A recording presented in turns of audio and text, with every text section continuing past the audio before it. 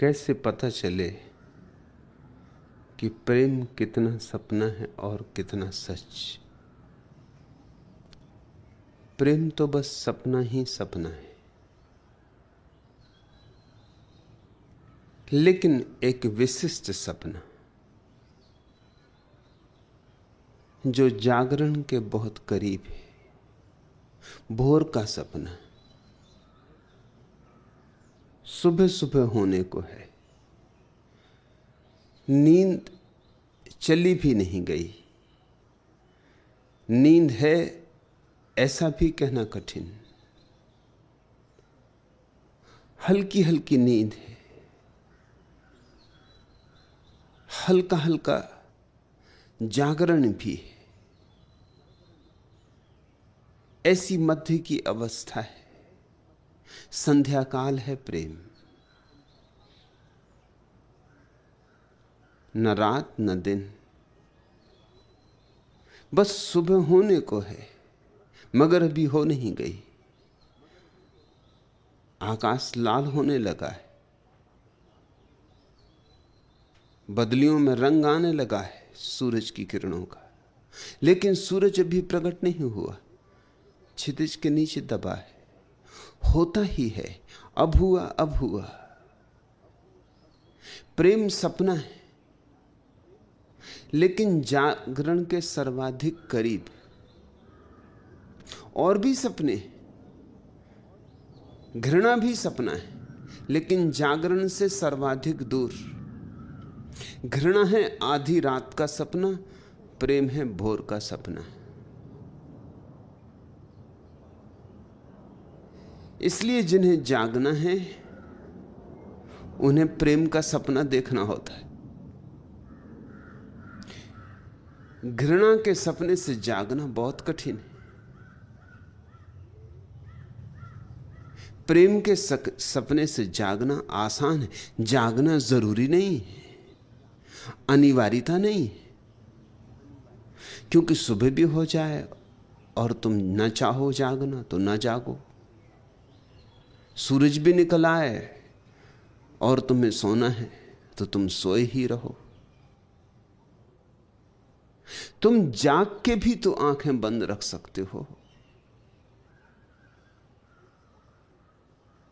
एक दिन सुबह सुबह उठ के मुल्ला नसरुद्दीन की पत्नी ने उससे कहा, मुल्ला, रात नींद में तुम बहुत मुझे गालियां दे रहे थे, बहुत बड़बड़ा रहे थे, बहुत अंट संट बोल रहे थे। मुल्ला ने कहा, कौन बेवकूफ सो रहा था?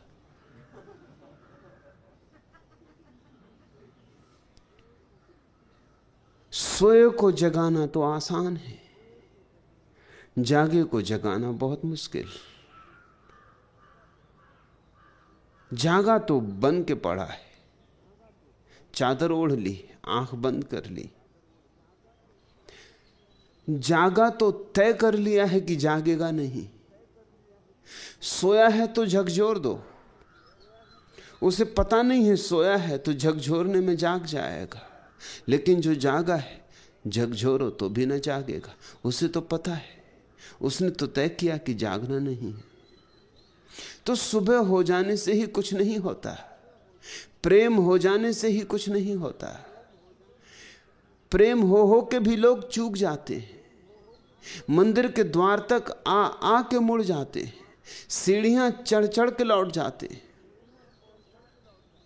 प्रेम तो बहुत बार जीवन में घटता है, मगर बहुत थोड़े से धन्यभागी हैं जो जागते, जो जाग जाते हैं। उनके प्रेम का नाम प्रार्थना है।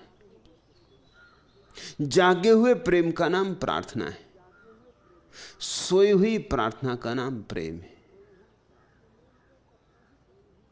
प्रेम तो सपना ही सपना है। तुम पूछते हो कितना सपना कितना सच, कहीं सपना और सच मिलते? कहीं सपने और सच का कोई तालमेल हो सकेगा कि इतने प्रतिशत सपना, इतने प्रतिशत सच? कहीं अंधेरे और रोशनी को मिला पाओगे? या तो अंधेरा होगा या रोशनी होगी। कहीं जीवन और मौत को मिला पाओगे? या तो जियोगे या नहीं जियोगे, बीच में नहीं हो सकोगे। प्रेम तो सपना ही सपना है, मगर बड़ा प्रीतिकर, मधुर, सुस्वादु, लेने योग्य। और जब मैं कहता हूं प्रेम अनुभव करने योग्य सपना है, तो ध्यान रखना यह वक्तव्य सापेक्ष है। सभी वक्तव्य सापेक्ष है। मैं घृणा की तुलना में कह रहा हूं कि प्रेम जीने योग्य सपना है। मैं प्रार्थना की तुलना में नहीं कह रहा हूं। प्रार्थना की तुलना में तो जितने जल्दी प्रेम से भी जाग जाओ उतना शुभ। और फिर प्रार्थना के पार परमात्मा है, तो प्रेम की तुलना में प्रार्थना बेहतर। लेकिन प्रार्थना में ही अटके मत रह जाना। पूजा पाठ और अर्चन और प्रार्थना और निवेदन यही सब ना हो जाए। डूबना है ऐसे कि प्रार्थी और प्रार्थ्य दो न रह जाएं, कि भक्त और भगवान दो न रह जाएं। प्रार्थना भी छूट जानी चाहिए एक दिन, क्योंकि प्रार्थना भी थोड़ा शोरगुल है। प्रार्थना भी थोड़ी सी विचार की छाया है। संसार गया, लेकिन उसकी कुछ रेखाएं छूट गईं। यात्री तो गुजर गया, उसके पद चिन्ह रह गए। यात्रा का तो अंत हो गया, लेकिन यात्रा में जमी धूल अभी भी तुम्हारे वस्त्रों पर है, उसे भी धो डालना है। प्रार्थना में भी कहीं ना कहीं थोड़ा सा मैं शेष रहता है। कौन करेगा प्रार्थना?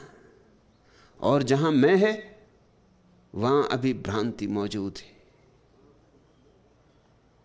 प्रेम में मैं कटता है, काफी कटता है। प्रार्थना में और भी कट जाता है। बस छाया रह जाती, लेकिन छाया भी काफी है भटकाने को। छाया के पीछे भी चल पड़े अगर, तो भटक जाओगे, बहुत दूर चले जाओगे। छाया भी जानी चाहिए। घृणा का जगत है जहां लोग जी रहे। चूंकि लोग घृणा में जी रहे हैं, मैं प्रेम की बात करता हूं। जो प्रेम में जीने लगेंगे, उनसे तत्क्षण मैं प्रार्थना की बात करना शुरू कर दूंगा। जो प्रार्थना में जीने लगेंगे, उनसे तत्क्षण मैं परमात्मा की बात करना शुरू कर दूंगा। छोड़ते चलना है, तोड़ते चलना है। अतिक्रमण और अतिक्रमण, अंत तो गत्वा, वहां पहुंच जाना है जहां मैं बचे ही ना, वही बचे। तत्वमसि, एक ही बचे, दो न बचे। जहां तक दो हैं वहां तक सपना है। प्रेम करोगे ना किसी को, दो हैं। जैसे घृणा करोगे ना किसी को, तो दो हैं। मगर घृणा जहरीला नाता है और प्रेम बड़ा मधुर, मीठा। प्रार्थना बड़ी अमृतपूर्ण है, पर फिर भी दो हैं, भक्त है और भगवान है। पराकाष्ठा तो तब है जब दुई न रह जाए, जब भक्त और भगवान एक हो जाएं, जब भक्त भगवान हो, जब भगवान भक्त हो। उस परम घड़ी की प्रतीक्षा करो।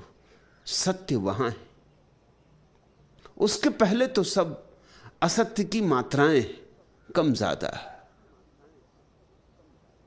और जब तक असत्य की थोड़ी सी भी मात्रा शेष है, चाहे होम्योपैथिक मात्रा ही क्यों ना हो, तो भी सजग रहना। उतनी मात्रा भी विदा करनी।